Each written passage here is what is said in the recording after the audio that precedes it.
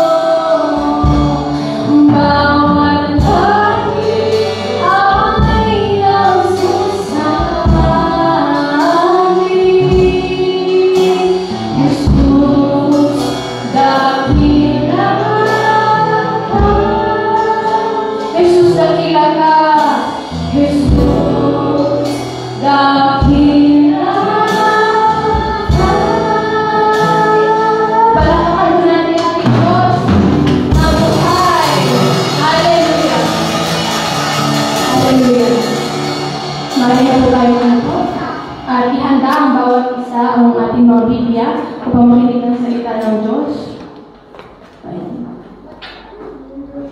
Pinatawag ko po si Pastor John upang paunahan po tayo sa mensahe na namumula sa ating Panginoon.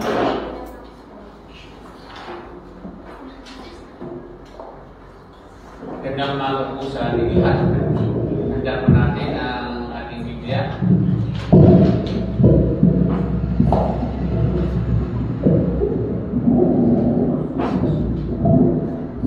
Ito po sa John chapter 8, verse 31 to 36.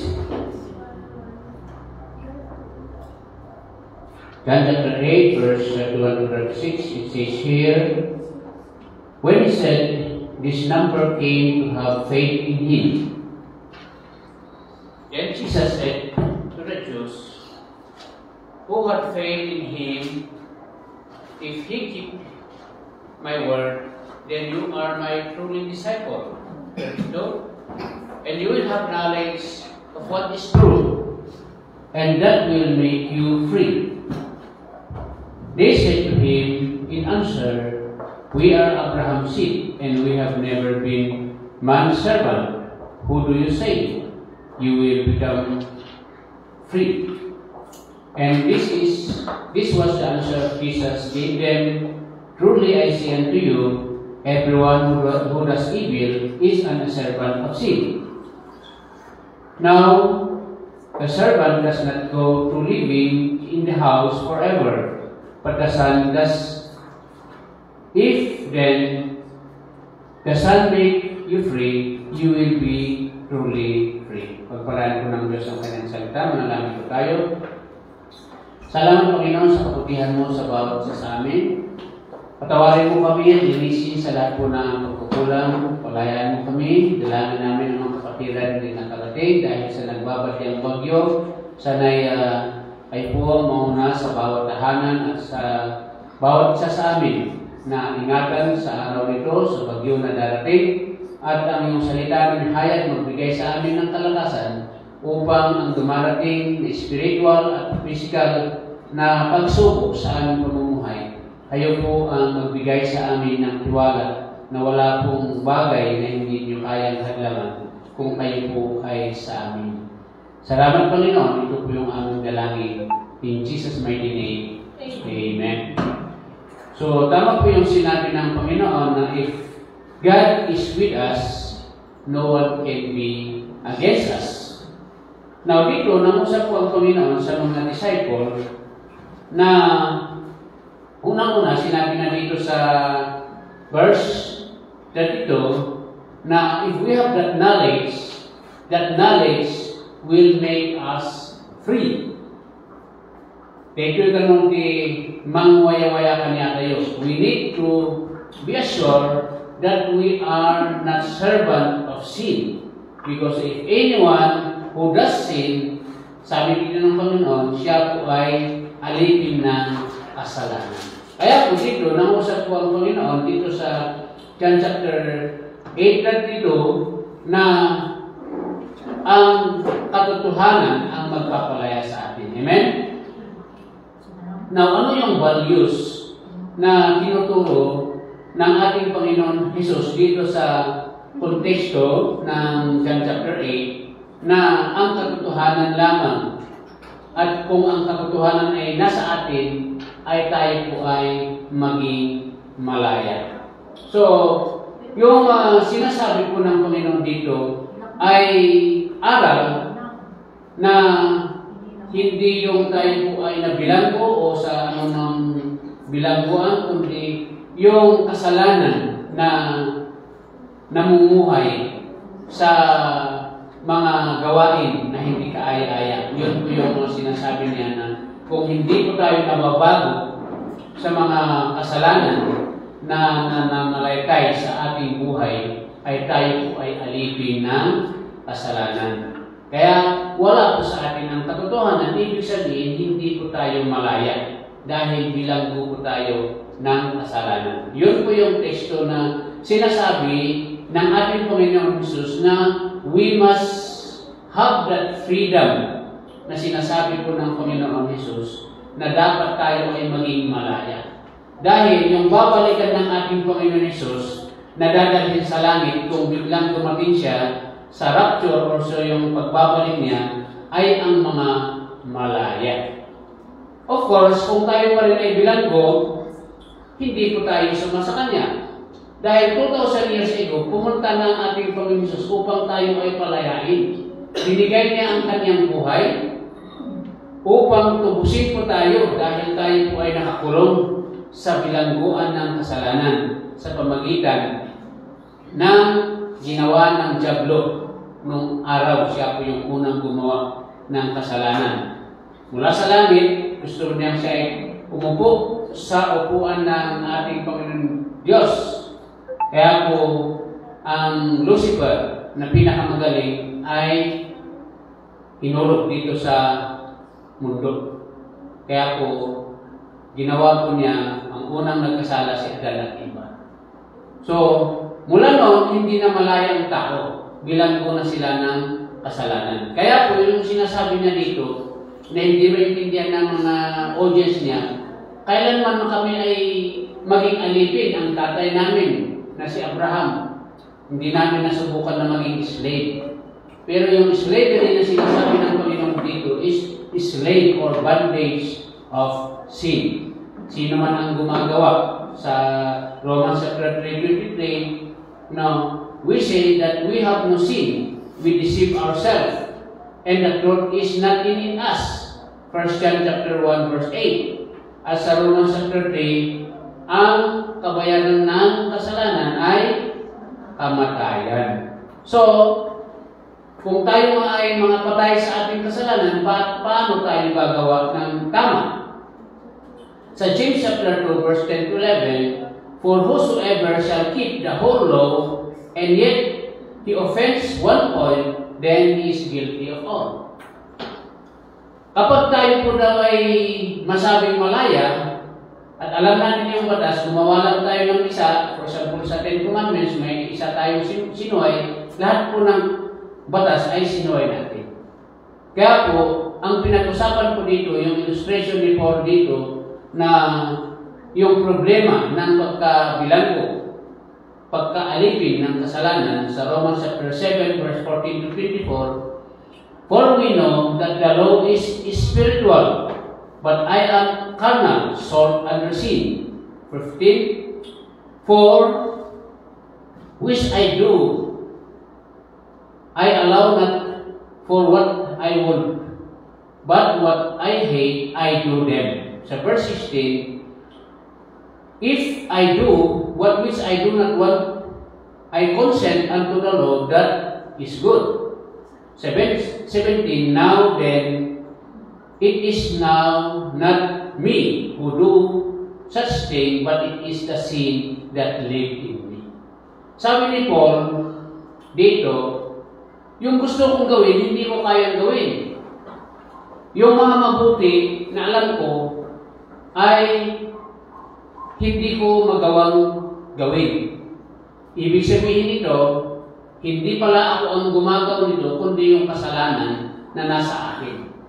Yung kasalanan, kapag hindi po tayo nakapalaya, kumbaga yung isang alas, kapag hindi mo po yan tinutubos sa sanglaan, kahit mayroon kayong kasulatan na kayo pa rin ang nagmamayari, yung alas na yan, hindi pa rin natutubos sa kanila pa rin.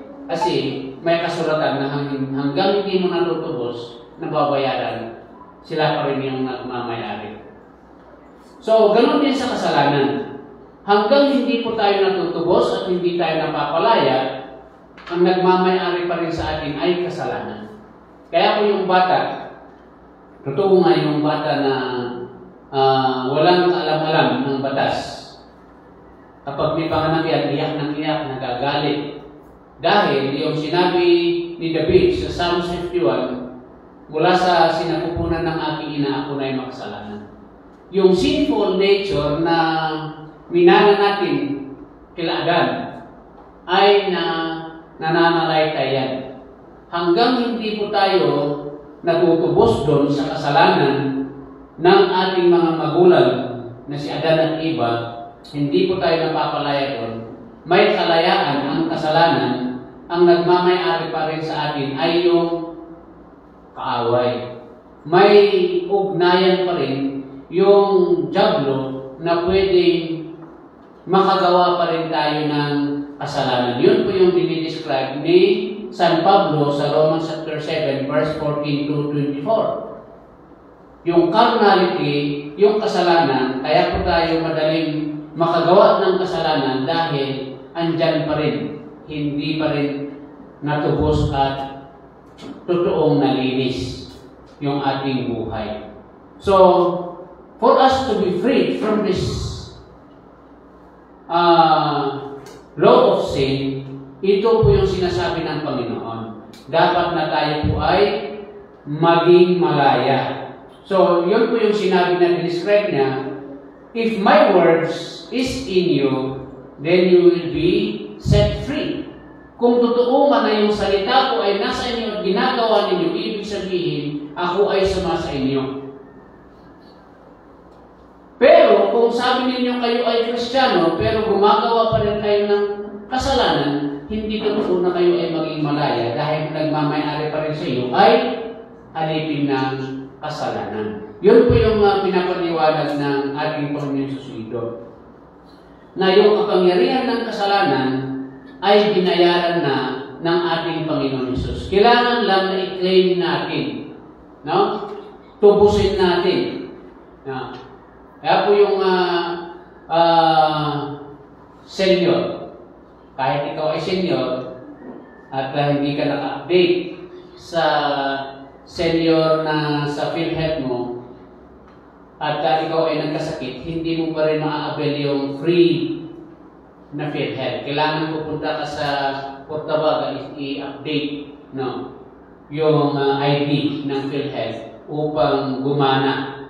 Ganon din yung bibigay ng 20,000 ng gobyerno na gamot. Kapag hindi ka magpapa-ID, hindi ka magpapa-update, hindi ka pupunta sa mga dapat na magtatrabaho doon, hindi mo ma-avail yung 20,000. Ganon din po yung sa buhay natin na spiritual. Kapag hindi po tayo lalapit, hindi tayo magtitiwala sa Panginoon na siya po yung bumayad at nagpalaya, hindi natin pagtiwalaan yung sinabi niya, yun po yung sinasabi niya na doktrina that truth will set us free.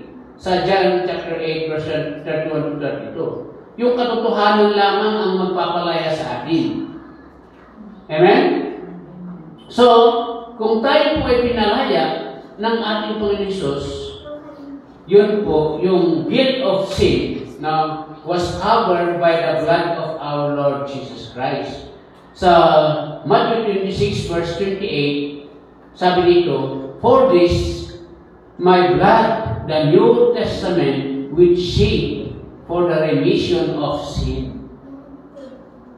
Yun po ang katotohanan dito. Kailangan i-claim natin, puntahan natin yung opisina upang mag-claim natin na ibibigay nila. At dito sa pananampalataya, kailangan din magtiwala po tayo sa ating Panginoon Jesus na siya po yung gumawa, siya po yung magpapalaya sa atin sa pamagitan ng kanyang salita. Sa Ephesians chapter 1 verse 7, in whom we have redemption through His blood, the forgiveness of sin according to the riches of His grace. Yung biyaya na pinagkaloob pa ng Panginoon sa atin, kailangan this grace, this forgiveness must apply in our individual life. Na kailangan tanggapin natin, pagtiwalaan natin yung sinasabi ng Panginoon sa atin upang mapagana yung spirituality natin. Hanggang hindi nalilinis yung buhay natin, hindi pwedeng papasok yung Espiritu ng Diyos. Because, as we learn sa mga pinag-aralan natin na simbahan, we are the temple of God. Ang ulo natin ay si Kristo, tayo yung katawan, at ginawa tayo ng templo, bahay ng Diyos. Kaya po may karapatan ng Espiritu ng Diyos na papasok sa atin if we obey and believe the Lord Jesus Christ who shed our guilt. Pero kung dyan pa rin yung kasalanan na hindi pa rin natatanggal, paano papasok yung Espiritu ng Diyos? Bilang tayo po yung templo. Amen? Naintindihan natin yung kahalagaan ng kalayaan natin sa kasalanan. So, kailangan na yung pagsunod natin sa ating Panginoon Hesus, sa Kanyang salita, dahil ito po yung pangako ng Diyos to be set free from our sin. Romans chapter 6 verse 17 to 18 and Hebrews chapter 5 verse 9. Dahil tayo po ay pinalaya mula sa batas na yung batas, kaya mayroong batas ng araw, dahil sa batas na yan, yun po yung nagpalala, nagpadami, maging judgment ng ating kasalanan. Pero yung judgment na yan na tayo dapat ang mahusgaan, maipako sa ating kasalanan, kinuha ni Kristo. Yun po yung sinasabi niya sa Matthew 26:28. The remission, the New Testament or New Covenant is the one who saved the remission for our sin. Hindi na tayo ang sasagot. Dahil ang kabayaran ng kasalanan ay kamatayan, ibig sabihin, kung tayo ay nagkasala, dapat tayo po yung may pako sa cross. Pero si Kristo po yung may pako. Yun po yung ibig sabihin nun, na siya po ang kumuha ng ating pagkapako sa cross. At tayo po ay napalaya sa biyaya niya. Ephesians chapter 1 verse 7, the redemption through the blood and forgiveness according to His richness of grace, yung kayamanan ng kanyang biyaya. At kung totoo na tayo may napalaya, yung sinasabi ng Panginoon Hesus dito, we need to obey. Na? Kailangan pagtiwalaan natin, sundin natin yung sinasabi ng Panginoon sa atin. Ano yung sinasabi niya? Sa pamagitan ng kanyang salita. Abide in my words. Yun po yung sinabi niya sa verse 31. Manatili po tayo sa katuruan ng ating Panginoon Hesus. Ano yung mga katuruan ng ating Panginoon Hesus? Marami, di ba?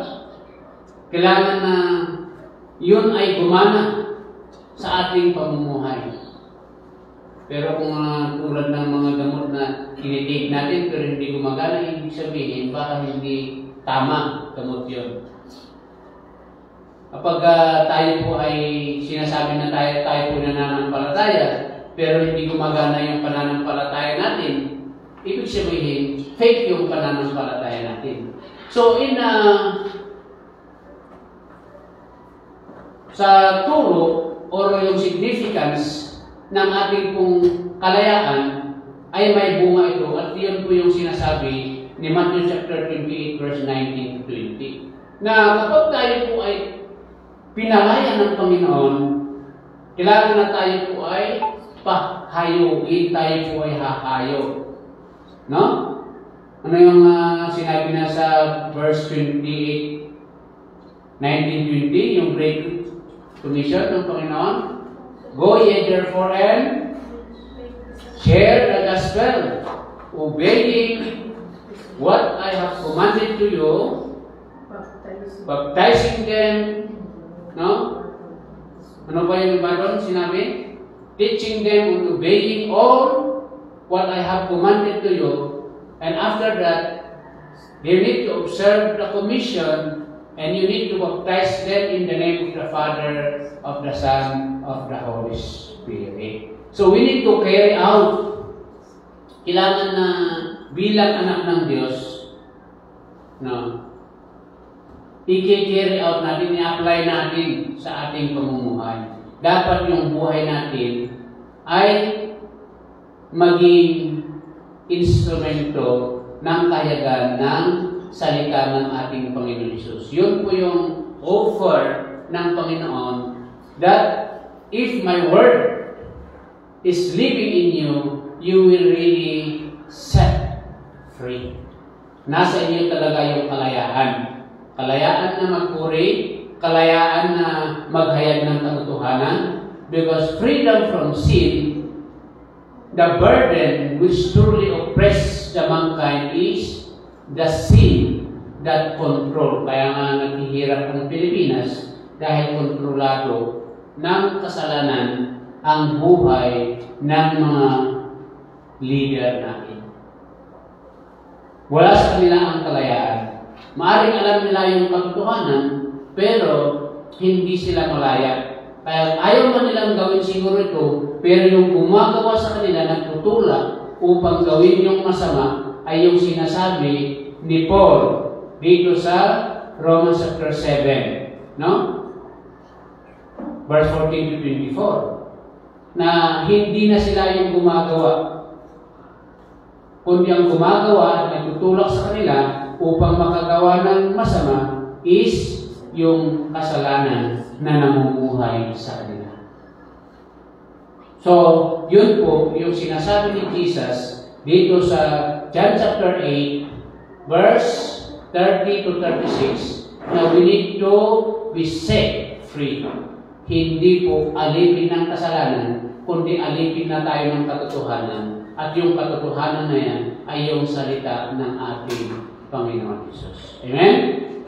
So, if we have that truth, and the truth will set us free, we need to abide in the Word of our Lord Jesus Christ as we are delivered. Napalaya po tayo sa kasalanan at hindi na tayo maging bilanggo, kaya mayroon tayong kalayaan na maghayag ng katotohanan at yung katotohanan niya ay yun ang binigay ng Panginoon sa mga 12 disciples.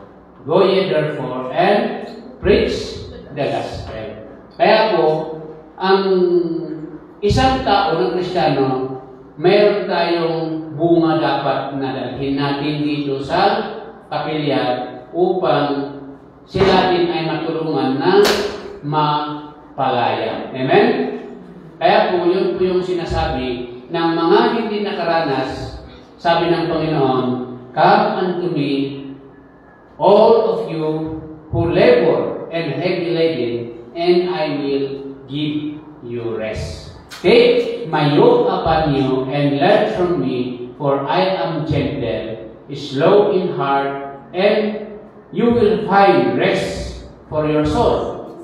For my yoke is easy, and my burden is light. Matthew chapter 11, verse 28 to 30. Yun po yung challenge ng Panginoon. Kung hindi kayo malaya, hali kayo sa akin at palalayakin ko kayo. Kung nabibigatan na kayo, sabi dito, if your yoke is heavy, come and learn from me, for I am gentle, slowly in heart, and you will find rest of your soul. Yun po yung challenge ng Panginoon. We need to take, no? Kailangan tanggapin natin yung challenge ng Panginoon. Pinangako niya. He wants us to be free from the burden. Kasi siya po ang nagbuhat ng kabigatan na yan ng kasalanan. Kaya po, tayo po ay inaanyayahan ng Panginoon na lumapit sa Kanya at tayo ay maging malaya. No? So therefore, if the Son make you free, you shall be free indeed. Yun po yung sinabi niya sa last verse ng John chapter 8. Kung nasa inyo yung aking salita at ginagawa niyo ito, ibig sabihin, totoo nga na maging malaya kayo. Amen? So sana tanggapin natin po yung kalayaan na yan na binibigay ng Panginoon. At kung meron pa rin sa atin yung kabigatan, kailangan na tanggapin natin yung sinasabi ng Matthew chapter 11, 28 to 30, na sinasabi niya, kayong nabibigatan, nahihirapan, hali kayo, at palalayain ko kayo. Bibigyan kayo ng kapahingaan at liwanag ng inyong buhay. That is the promise of our Lord Jesus Christ in Matthew 11, 28 to 30. God will give us rest through our Lord Jesus Christ. Liliwanag po yung ating buhay. Dahil yun po yung purpose ng sinasabi ng Panginoon na dapat bawat Kristiyano ay totoong maging malaya, na hindi siya bilanggo ng kasalanan. Amen? Kayo po ay manalangin. Salamat, Panginoon, na kayo po ang Diyos na nagpalaya at bumibigay ng lahat ng bagay sa aming pang-araw-araw. Kaya po, Panginoon, salamat sa inyong pangako, sa inyong salita na hayag, na the truth will set us free.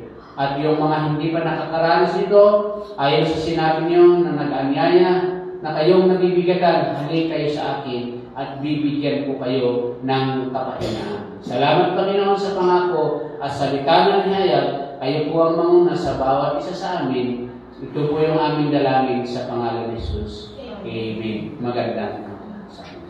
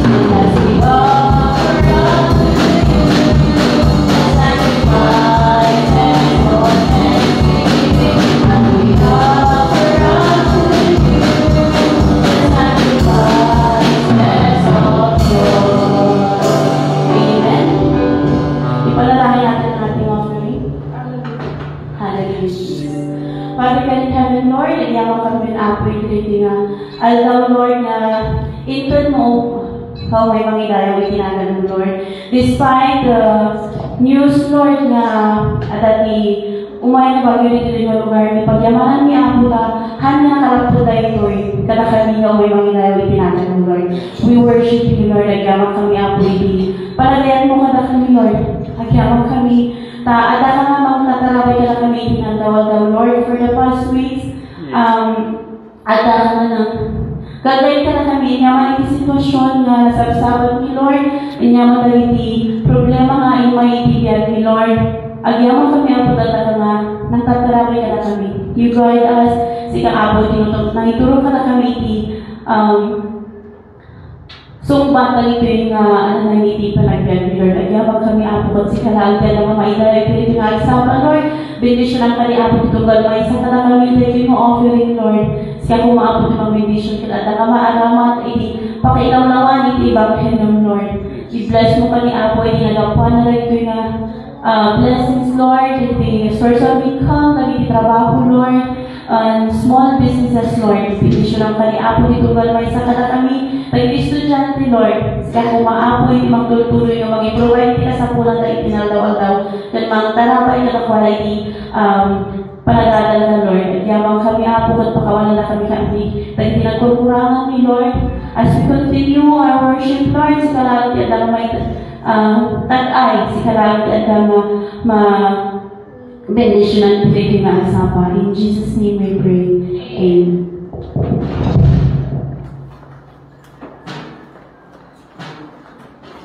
Patuloy po natin pasalamatan ng ating Panginoong Diyos. Tumayo po tayong lahat at awitin po natin ang O Jesus ang iyaman natin.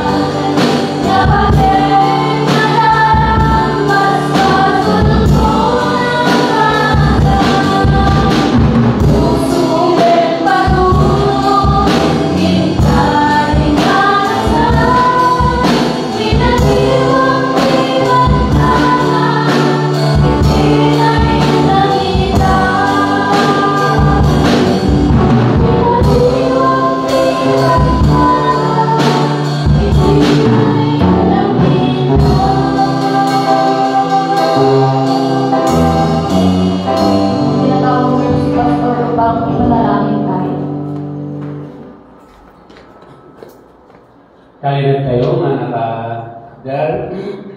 Ama, agiaman kami. Hintag mo nga biyag. Binisyonan mo pala kami nga rumuwar mo sa ayat mo.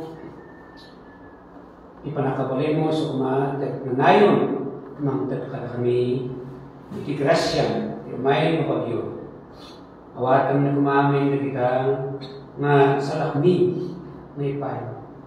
Binisyonan mo pala sa kanya. Dawatan mi ayat ng grasya.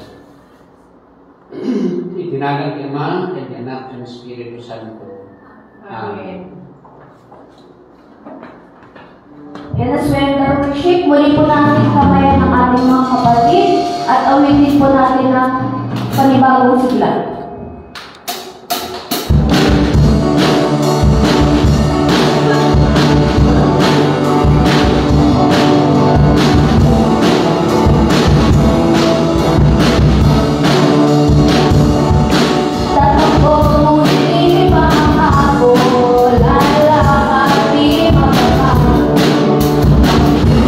Bye.